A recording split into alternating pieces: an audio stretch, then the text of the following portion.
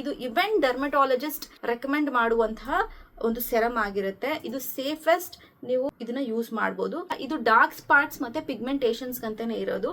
ಕಲೆಗಳು ಏನೇನು ಉಳ್ಕೊಂಡಿರುತ್ತೆ ಫೇಸ್ ಅಲ್ಲಿ, ನೀವೇ ಬಂದು ನೆಕ್ಸ್ಟ್ ಕಮೆಂಟ್ ಆಗ್ತೀರಾ ಮಾರ್ಕ್ಸ್ ಎಲ್ಲ ಮಾಯ ಆಯ್ತು ಅಂತ. Hi, welcome you all to my YouTube channel. ಎಲ್ರಿಗೂ ನನ್ನ ಚಾನಲ್ಗೆ ಸ್ವಾಗತ. ಇವತ್ತು ನಾನು ಪಿಗ್ಮೆಂಟೇಷನ್, ಆಕ್ನೆ ಮಾರ್ಕ್ಸ್, ಏನು ಪಿಂಪಲ್ ಬಂದಿರುತ್ತೆ ಅದಾದ್ಮೇಲೆ ಕಲೆಗಳು ಫೇಸಲ್ಲಿ ಹಾಗೆ ಉಳ್ಕೊಂಡಿರುತ್ತೆ. ಪಿಂಪಲ್ ಹೋಗಿರುತ್ತೆ ಬಟ್ ಅದರ ಮಾರ್ಕ್ಸ್ ಹಾಗೇನೆ ಉಳ್ಕೊಂಡಿರುತ್ತೆ. ಅದು ತುಂಬಾ ಟೈಮ್ ತಗೊಳುತ್ತೆ. 3 ತಿಂಗಳು 4 ತಿಂಗಳು ಆದ್ರೂ, ಕೆಲವೊಮ್ಮೆ 6 ಮಂತ್ಸ್ 7 ಮಂತ್ಸ್ ಆದ್ರೂ ಕಲೆಗಳು ಹೋಗ್ತಾ ಇರಲ್ಲ. ನಾನೀಗ ಸೆರಮ್ ಏನ್ ಹೇಳ್ತೀನಿ ಅದನ್ನ ಮನೆಯಲ್ಲಿ ನೀವು ಹಚ್ತಾ ಬಂದ್ರೆ ನಿಮ್ಗೆನೆ ಗೊತ್ತಾಗುತ್ತೆ. ಆ ಮಾರ್ಕ್ಸ್ ಗ್ರಾಜುಲಿ ನಿಮ್ಗೆ ಕಡಿಮೆ ಆಗ್ತಾ ಹೋಗುತ್ತೆ. ಇವೆಂಚುಲಿ ಅದು ಫೇಡ್ ಆಗ್ಬಿಡುತ್ತೆ. ಇದು ಪರ್ಸನಲಿ ಯೂಸ್ ಮಾಡಿದೀನಿ. ನನಗೆ ಪಿಂಪಲ್ ಆಗಿ ಅದಾದ ನಂತರ ಮಾರ್ಕ್ಸ್ ಉಳ್ಕೊಂಡಿತ್ತು. ಅದಕ್ಕೋಸ್ಕರ ನಾನು ತುಂಬಾ ಚೆಕ್ ಮಾಡಿ ಈ ಒಂದು ಸೆರಮ್ ನ ತರಿಸ್ಕೊಂಡು ಟ್ರೈ ಮಾಡಿದೀನಿ. ನೀವೇ ನೋಡ್ಬೋದು, ಈಗ ನನ್ನ ಫೇಸ್ ಮೇಲೆ ಅಷ್ಟೊಂದು ಕಲೆಗಳೆಲ್ಲ ಇಲ್ಲ. ಇದೇ ಒಂದು 4 ತಿಂಗಳು 5 ತಿಂಗಳು ಮುಂಚೆ ನೋಡಿದ್ರೆ ತುಂಬಾ ಅಂದ್ರೆ ತುಂಬಾ ನನಗೆ ಆಕ್ನೆ ಮಾರ್ಕ್ಸ್ ಇತ್ತು. ಸೊ ಇದನ್ನು ನಾನು ಟ್ರೈ ಮಾಡಿ ನನಗೆ ಪರ್ಸ್ನಲ್ ಆಗಿ ಇದರಿಂದ ಯೂಸ್ ಆಗಿರೋದ್ರಿಂದ ನಾನು ಏನಕ್ಕೆ ನನ್ನ ಸಬ್ಸ್ಕ್ರೈಬರ್ಸ್ಗೂ ಇದನ್ನು ತಿಳಿಸಬಾರ್ದು ಅಂತ ಅಂದ್ಬಿಟ್ಟು ಈ ಒಂದು ವಿಡಿಯೋನ ಮಾಡ್ತಾ ಇದ್ದೀನಿ. ಮೊದಲಿಗೆ ಕಲೆಗಳು ಏನಕ್ಕೆ ಉಳ್ಕೊಳ್ಳುತ್ತಂತಂದರೆ, ಈಗ ಪಿಂಪಲ್ ಬರೋದು ಸಾಮಾನ್ಯ.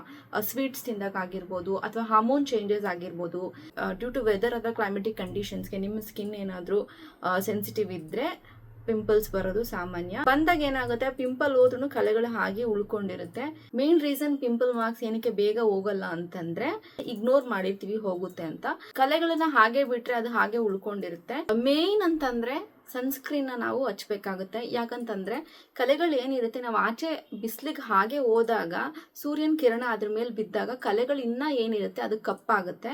ಸೊ ಆದ್ರಿಂದ ಸನ್ ಟ್ಯಾನ್ ಅದು ಸಾಮಾನ್ಯ. ಬಟ್ ಕಲೆಗಳೇನಾದ್ರೂ ನಿಮ್ಮ ಮುಖದಲ್ಲಿ ಇದ್ರೆ ಅದು ಇನ್ನ ಕಪ್ಪಾಗೋ ಚಾನ್ಸಸ್ ಹಾಗೆ ಇರುತ್ತೆ. ಹಾಗಾಗಿ ಮೇನ್ ಏನಂತಂದ್ರೆ ನಾವು ಸನ್ಸ್ಕ್ರೀನ್ ಹಚ್ಬೇಕಾಗುತ್ತೆ. ಕ್ಲಿಯರ್ ಸ್ಕಿನ್ ಇರೋರು ಸನ್ಸ್ಕ್ರೀನ್ ಹಚ್ತಾರೆ.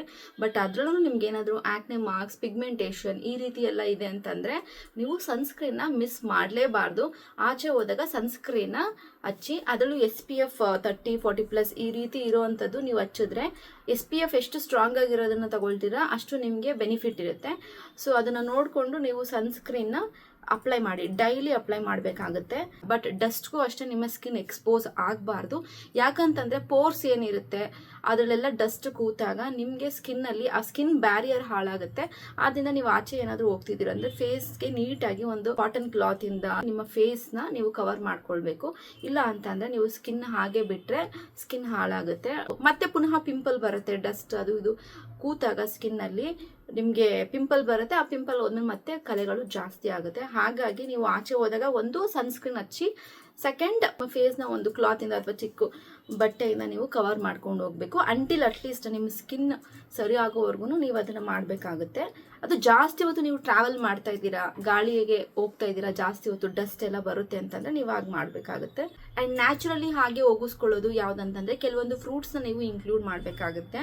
ವಿಟಮಿನ್ C ಇರುವಂತಹ ಫ್ರೂಟ್ಸ್ ನ ನೀವು ಇನ್ಕ್ಲೂಡ್ ಮಾಡಬೇಕಾಗುತ್ತೆ. ಅಂದ್ರೆ ಸಿಟ್ರಿಕ್ ಆಸಿಡ್ ಇರುವಂತಹ ಅಂಶ ಇರುವಂತಹ ಫ್ರೂಟ್ಸ್ ನ ನೀವು ತಿನ್ಬೇಕಾಗುತ್ತೆ. ಲೆಮನ್ ಆಗಿರ್ಬೋದು, ಆರೆಂಜ್ ಆಗಿರ್ಬೋದು, ಅಥವಾ ನೀವು ಫೇಸ್ ಪ್ಯಾಕ್ ನ್ಯಾಚುರಲಿ ಹಾಕೊಳ್ತೀರಾ ಅಂತಂದ್ರೆ ಪಪಾಯ ಫೇಸ್ ಮಾಸ್ಕ್ ಹಾಕೋಬಹುದು. ಪಪಾಯ ಏನಿರುತ್ತೆ ಹಣ್ಣು ತಂದು ಅದನ್ನ ಪೇಸ್ಟ್ ರೀತಿ ಮಾಡಿ, ನಿಮ್ಗೆ ಎಲ್ಲೆಲ್ಲಿ ಪಿಗ್ಮೆಂಟೇಷನ್ ಮಾರ್ಕ್ಸ್ ಎಲ್ಲ ಇದೆ ಅಲ್ಲಿ ನೀವು ಈ ಒಂದು ಪಪಾಯ ಫೇಸ್ ಮಾಸ್ಕ್ ಹಾಕೊಂಡ್ರೆ ಮಾರ್ಕ್ಸ್ ಎಲ್ಲ ಹೈಡ್ ಆಗುತ್ತೆ. ಇನ್ನ ಕೆಲವು ಬೇರೆ ಹಣ್ಣುಗಳು ಅಂತಂದ್ರೆ ರಿಚ್ ಫ್ರೂಟ್ಸ್ ಲೈಕ್ ಬ್ಲೂಬೆರಿ ಆಗಿರ್ಬೋದು, ಇದನ್ನೆಲ್ಲಾನು ತಿಂದ್ರು ನಿಮ್ಗೆ ಆಂಟಿ ಆಕ್ಸಿಡೆಂಟ್ಸ್ ಇರೋದ್ರಿಂದ ನಿಮಗೆ ಸ್ಕಿನ್ಗೆ ಬೆನಿಫಿಟ್ ಆಗುತ್ತೆ. And main best part is sleep ತುಂಬಾನೇ ಇಂಪಾರ್ಟೆಂಟ್. ಸ್ಟ್ರೆಸ್ ಲೆವೆಲ್ ಜಾಸ್ತಿ ಆದ್ರೂ ಕೆಲವೊಬ್ಬರಿಗೆ ಹಾರ್ಮೋನ್ ಚೇಂಜಸ್ ಆಗಿ ಪಿಂಪಲ್ಸ್ ಜಾಸ್ತಿ ಬರುತ್ತೆ.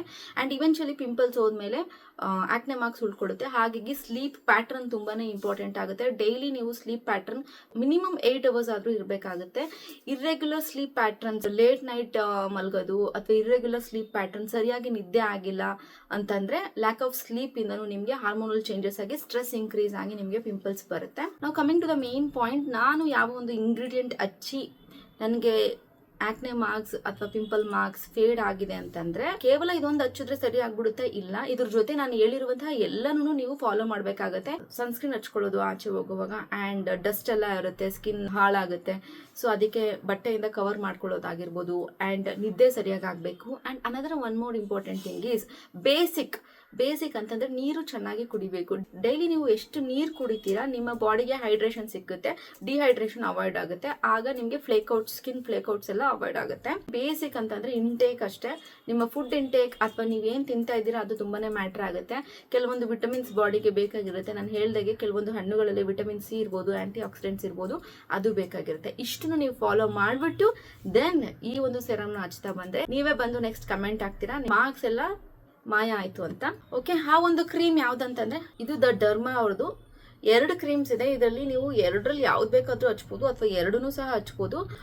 ದ ಡರ್ಮಾ 10% ನಿಯಾಸಿನಮೈಡ್ ಫೇಸ್ ಸೆರಮ್ ಅಂತ, 2% ಕೋಜಿಕ್ ಆಸಿಡ್ ಫೇಸ್ ಸೆರಮ್ ಅಂತ. ಇದು ಡಾರ್ಕ್ ಸ್ಪಾಟ್ಸ್ ಮತ್ತೆ ಪಿಗ್ಮೆಂಟೇಷನ್ಸ್ ಅಂತಾನೆ ಇರೋದು.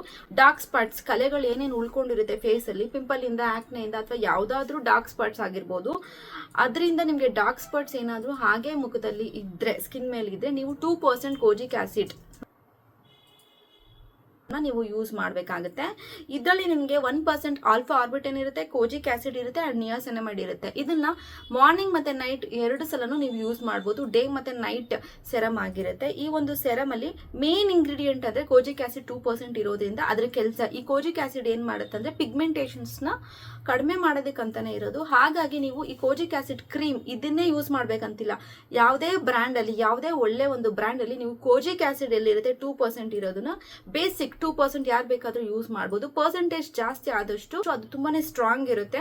ಸ್ಟಾರ್ಟಿಂಗ್ ನೀವು ತುಂಬಾ ಪರ್ಸೆಂಟೇಜ್ ಇರೋದು ಯೂಸ್ ಮಾಡಿದ್ರೆ ರಿಯಾಕ್ಟ್ ಆಗ್ಬಿಡುತ್ತೆ. ಹಾಗಾಗಿ 2% ಕೋಜಿಕ್ ಆಸಿಡ್ ಎಲ್ಲರೂ ಜನರಲ್ ಆಗಿ ಸ್ಟಾರ್ಟ್ ಮಾಡಬಹುದು. ಅಂದ್ರೆ ಪಿಗ್ಮೆಂಟೇಷನ್ ಯಾರಿಗಿದೆ ಅವರು ಸ್ಟಾರ್ಟ್ ಮಾಡಬಹುದು. ಇದು ಇವೆಂಟ್ ಡರ್ಮಟಾಲಜಿಸ್ಟ್ ರೆಕಮೆಂಡ್ ಮಾಡುವಂತಹ ಒಂದು ಸೆರಮ್ ಆಗಿರುತ್ತೆ. ಇದು ಸೇಫೆಸ್ಟ್, ನೀವು ಇದನ್ನ ಯೂಸ್ ಮಾಡಬಹುದು. ಈ ಒಂದು ಸೆರಮ್ ಬಂದ್ಬಿಟ್ಟು ಸಲ್ಫೇಟ್ ಮತ್ತೆ ಪ್ಯಾರಾಬನ್ ಫ್ರೀ ಆಗಿರುತ್ತೆ. This is safest to use. Daily morning ಮತ್ತೆ ನೈಟ್ 2 ಟೈಮು ಈ ಒಂದು ಸೆರಮ್ ನ ನೀವು ಯೂಸ್ ಮಾಡಬಹುದು. ಅಂಡ್ ಇನ್ನ ಒಂದು ಸೆರಮ್ ಯಾವ್ದಂತಂದ್ರೆ 10% ನಿಯಾಸಿನಮೈಡ್ ಫೇಸ್ ಸೆರಮ್ ಅಂತ. ಡರ್ಮಾ ಅವ್ರದೇನೆ 10% ನಿಯಾಸಿನಮೈಡ್ ಫೇಸ್ ಸೆರಮ್ ಅಂತ. ಈ ಒಂದು ನಿಯಾಸಿನಮೈಡ್ ನಿಮ್ಮ ಸ್ಕಿನ್ ಅಲ್ಲಿ ಇರುವಂತಹ ಪಿಗ್ಮೆಂಟೇಷನ್ ನ ಕಡಿಮೆ ಮಾಡುತ್ತೆ. ಇದರಲ್ಲಿ ಇನ್ನೊಂದು ಪ್ಲಸ್ ಏನಂತಂದ್ರೆ ಇದರಲ್ಲಿ ಜಿಂಕ್ ಆಕ್ಟಿವ್ ಇಂಗ್ರೀಡಿಯೆಂಟ್ ಆಗಿರುತ್ತೆ. ಇದು ಅಷ್ಟೇ ಡೇ ಮತ್ತೆ ನೈಟ್ 2 ಹಚ್ಚುವಂತಹ ಸೆರಮ್ ಆಗಿರುತ್ತೆ. 2ರಲ್ಲಿ ಯಾವ್ದಾದ್ರು ಯೂಸ್ ಮಾಡಿ. ನಾನೇನ್ ಮಾಡಿದೆ ಅಂತಂದ್ರೆ 2 ತಗೊಂಡು ಒಂದು ಮಾರ್ನಿಂಗ್ ಒಂದು ನೈಟ್ ಯೂಸ್ ಮಾಡಿದೆ. ನನಗದು ವರ್ಕ್ ಆಯ್ತು. ಇದು ನೋಡಿ ನಿಯಾಸಿನಮೈಡ್ 10% ಏನಿದೆ ಆಕ್ನೆ ಮಾರ್ಕ್ಸ್ ಅಂತ ಮೆನ್ಷನ್ ಮಾಡಿದ್ದಾರೆ. ಅಂಡ್ ಇದು ಬಂದು ಕೋಜಿಕ್ ಆಸಿಡ್ ಬಂದು ಡಾರ್ಕ್ ಸ್ಪಾಟ್ಸ್ ಅಥವಾ ಪಿಗ್ಮೆಂಟೇಷನ್ ಅಂತಾನೆ ಇದೆ. ಇದು ಸ್ಪೆಸಿಫಿಕ್ ಆಗಿ ಆಕ್ನೆ ಮಾರ್ಕ್ ಅಂತಾನೆ ಇರೋದು, ಅಂದ್ರೆ ಪಿಂಪಲ್ ಇಂದ ಆಗಿರುವಂತಹ ಮಾರ್ಕ್ಸ್ ಅಂತಾನೆ ಇದಿರೋದು ನಿಯಾಸಿನಮೈಡ್. ಕೋಜಿಕ್ ಆಸಿಡ್ ಬಂದು ಯಾವುದೇ ಒಂದು ಡಾರ್ಕ್ ಪಿಗ್ಮೆಂಟೇಷನ್, ಬರೀ ಪಿಂಪಲ್ ಅಂತಲ್ಲ, ಯಾವುದೇ ಒಂದು ಡಾರ್ಕ್ ಪಿಗ್ಮೆಂಟೇಷನ್ ಅಥವಾ ಡಾರ್ಕ್ ಸ್ಪಾಟ್ಸ್, ಪಿಂಪಲ್ ಬಿಟ್ಟು ಬೇರೆ ಯಾವುದೇ ಒಂದು ರೀಸನ್ ಇಂದನೂ ನಿಮಗೆ ಡಾರ್ಕ್ ಸ್ಪಾಟ್ಸ್ ಕಲೆಗಳು ಉಳ್ಕೊಂಡಿದೆ ಅಂತಂದ್ರೆ ನೀವು ಈ ಒಂದು ಕೋಜಿಕ್ ಆಸಿಡ್ ಕ್ರೀಮ್ ನ ಯೂಸ್ ಮಾಡಬಹುದು. ಇದು ಪರ್ಸನಲಿ ನಾನು ಯೂಸ್ ಮಾಡಿ ನನಗೆ ಪಿಗ್ಮೆಂಟೇಷನ್ ಕಡಿಮೆ ಆಗ್ತಾ ಬಂದಿದೆ. ಆಗಿರೋದ್ರಿಂದ ನಾನು ಈ ಒಂದು ಸೆರಮ್ಸ್ ಬಗ್ಗೆ ನಾಲೆಜ್ ಕೊಡ್ತಾ ಇದ್ದೀನಿ. ಸೆರಮ್ ಒಂದೇ ನೀವು ಹಚ್ಚಿ ನೀವು ಆಚೆ ಬಿಸಿಲಿಗೆ ಹೋಗಿ ಜಾಸ್ತಿ ಸ್ಕಿನ್ ಎಲ್ಲ ಡಸ್ಟ್ ಅಲ್ಲೆಲ್ಲ ನೀವು ಹಾಳು ಮಾಡ್ಕೊಂಡು ಬಂದು ಫುಡ್ ಇಂಟೇಕ್ ಸರಿ ಇಲ್ದಿರ, ಸ್ಲೀಪ್ ಪ್ಯಾಟರ್ನ್ ಸರಿ ಇಲ್ದಿರ ಮಾಡಿ ನೀವು ಎಷ್ಟೇ ಸೆರಮ್ ಹಚ್ಚೋದ್ರೂ ನಿಮ್ಮ ಸ್ಕಿನ್ ಹೀಲ್ ಆಗಲ್ಲ. ಹಾಗಾಗಿ ನೀರು ಚೆನ್ನಾಗಿ ಕುಡಿಬೇಕು. ಆಹಾರ ನೀವೇನ್ ತಗೊಳ್ತಾ ಇದ್ದೀರಾ ನಿಮ್ಮ ಫುಡ್ ಇಂಟೇಕ್ ಸರಿ ಇರಬೇಕು. ನೀವೇನೇ ತಿಂದ್ರೂ ಬಾಡಿಗೆ ಬೆನಿಫಿಟ್ ಇರೋ ಅಂಥದ್ದನ್ನೇ ತಿಂದ್ರೆ ನಿಮಗೆ ಸ್ಕಿನ್ ಬೇಗ ಹೀಲ್ ಆಗುತ್ತೆ. ಜಾಸ್ತಿ ನೀವು ವಿಟಮಿನ್ ಸಿ, ಮೇನ್ ನಿಮಗೆ ಪಿಗ್ಮೆಂಟೇಷನ್ ಕನ್ಸರ್ನ್ ಇದೆ ಅಂದ್ರೆ ವಿಟಮಿನ್ ಸಿ ಬೇಕಾಗಿರುತ್ತೆ. ಹಾಗಾಗಿ ವಿಟಮಿನ್ ಸಿಗೆ ಲೆಮನ್ ಜ್ಯೂಸ್ ಕುಡಿಯೋದಾಗಿರ್ಬೋದು ಅಥವಾ ಆರೆಂಜಸ್ ತಿನ್ನೋದಾಗಿರ್ಬೋದು, ಬ್ಲೂಬೆರಿ, ಪಪ್ಪಾಯ, ಇದರಲ್ಲೆಲ್ಲ ಸ್ಕಿನ್ಗೆ ಬೆನಿಫಿಟ್ ಇರುವಂತಹ ಅಂಶ ಇರೋದ್ರಿಂದ ಇದನ್ನ ನೀವು ತಿನ್ನಿ. ಆಹಾರ ಎಷ್ಟು ಮುಖ್ಯ, ನಿದ್ದೆನೂ ಅಷ್ಟೇ ಮುಖ್ಯ. ನೀವು ಸ್ಲೀಪ್ ಪ್ಯಾಟ್ರನ್ ಸರಿ ಇರಬೇಕು. ಡೈಲಿ ಒಂದೇ ಟೈಮಲ್ಲಿ ನೀವು 9 hours 8 hours ಮಿನಿಮಮ್ ನಿದ್ದೆ ಮಾಡಿದ್ರೆ ನಿಮ್ಮ ಸ್ಕಿನ್ನು ಆಟೋಮ್ಯಾಟಿಕಲಿ ಬಾಡಿಗೆ ಸ್ಟ್ರೆಸ್ ಹಾರ್ಮೋನ್ ಎಲ್ಲ ಕಡಿಮೆ ಆಗಿ ನಿಮಗೆ ಗ್ರ್ಯಾಜುಯಲಿ ನೀವು ಆಕ್ಟಿವ್ ಪಿಂಪಲ್ಸ್ ಬರೋದು ಕಡಿಮೆ ಆಗುತ್ತೆ. ಆಕ್ಟಿವ್ ಪಿಂಪಲ್ಸ್ ಬರೋದು ಕಡಿಮೆ ಆದರೆ ಗ್ರ್ಯಾಜುಯಲಿ ನಿಮಗೆ ಆಕ್ನೆ ಮಾರ್ಕ್ ಬರೋದಕ್ಕೆ ಕಾರಣನೇ ಆಕ್ನೇಸ್. ಫಸ್ಟ್ ನೀವು ಆಕ್ನೇಸ್ ಹೋಗಿಸ್ಕೊಳ್ಳೋದು ಕಡಿಮೆ ಮಾಡಬೇಕು. ಎಕ್ಸಿಸ್ಟಿಂಗ್ ಮಾರ್ಕ್ಸ್ ಆಲ್ರೆಡಿ ನಿಮ್ಗೆ ಏನು ಕಲೆಗಳಿದೆ ಅದಕ್ಕೆ ಇದು ಹೋಗ್ಸುತ್ತೆ. ಬಟ್ ಅದು ಹೋಗ್ತಾ ಇದೆ, ಪುನಃ ಹೊಸ ಪಿಂಪಲ್ ಬರ್ತಿದೆ, ಅದರಿಂದ ಪುನಃ ಆಕ್ನೆಸ್ ಮಾರ್ಕ್ ಉಳ್ಕೋತಿದೆ ಅಂತಂದ್ರೆ ಮೇನ್ ನೀವು ಪಿಂಪಲ್ನು ಕಡಿಮೆ ಮಾಡ್ಕೊಳ್ಬೇಕಾಗತ್ತೆ. ಪಿಂಪಲ್ ಕಡಿಮೆ ಮಾಡ್ಕೊಳ್ಬೇಕಂದ್ರೆ ಮೇನ್ ನಾನು ಹೇಳಿದೀನಿ ಇಷ್ಟು ಮಾಡಿದ್ರೆ ನಿಮಗೆ ಪಿಂಪಲ್ ಕಡಿಮೆ ಆಗುತ್ತೆ. ಗ್ರಾಜುಯಲಿ ಆಕ್ನೆ ಮಾರ್ಕ್ಸ್ ಯಾವ್ದು ಹೊಸದು ಬರೋದಿಲ್ಲ. ಇಷ್ಟನ್ನು ನೀವು ಟ್ರೈ ಮಾಡಿ. ಆಕ್ಟಿವ್ ಪಿಂಪಲ್ಸ್ ಜಾಸ್ತಿ ಇದೆ, ಪಿಂಪಲ್ ತುಂಬಾ ಮುಖದಲ್ಲಿ ಜಾಸ್ತಿ ಇದೆ ಅಂತಂದ್ರೆ ಅದಕ್ಕೆ ಏನಾದ್ರು ಕ್ರೀಮ್ ಬೇಕಿದ್ರೆ ಆ ಒಂದು ಇನ್ಫಾರ್ಮೇಶನ್ ಸಹ ನಾನು ಕೊಡ್ತೀನಿ. ಇನ್ ಕೇಸ್ ಬೇಕಿದ್ದಲ್ಲಿ ಕಮೆಂಟ್ ಅಲ್ಲಿ ತಿಳಿಸಿ. ಅಂಡ್ ಹೋಪ್ ಈ ಒಂದು ವಿಡಿಯೋ ಇಂದ ನಿಮಗೆ ಯೂಸ್ಫುಲ್ ಆಗಿರುತ್ತೆ ಅಂತ ಭಾವಿಸ್ತೀನಿ. ಥ್ಯಾಂಕ್ ಯು ಸೋ ಮಚ್ ಯಾರೆಲ್ಲ ಈ ವಿಡಿಯೋ ನೋಡಿದ್ದಕ್ಕಾಗಿ. ಇದೇ ರೀತಿ ಪ್ರೋತ್ಸಾಹ ನೀಡ್ತಾ ಇರಿ. ಅಂಡ್ ಯಾರೆಲ್ಲ ನಮ್ಮ ಚಾನಲ್ ಇನ್ನೂ ಸಬ್ಸ್ಕ್ರೈಬ್ ಆಗಿಲ್ಲ, ಸಬ್ಸ್ಕ್ರೈಬ್ ಆಗಿ ಯಾವುದೇ ಒಂದು ವಿಡಿಯೋ ಅಪ್ಲೋಡ್ ಮಾಡಿದಾಗ ನಿಮಗೆ ನೋಟಿಫಿಕೇಶನ್ ಬರುತ್ತೆ. Thank you so much once again and ಧನ್ಯವಾದಗಳು.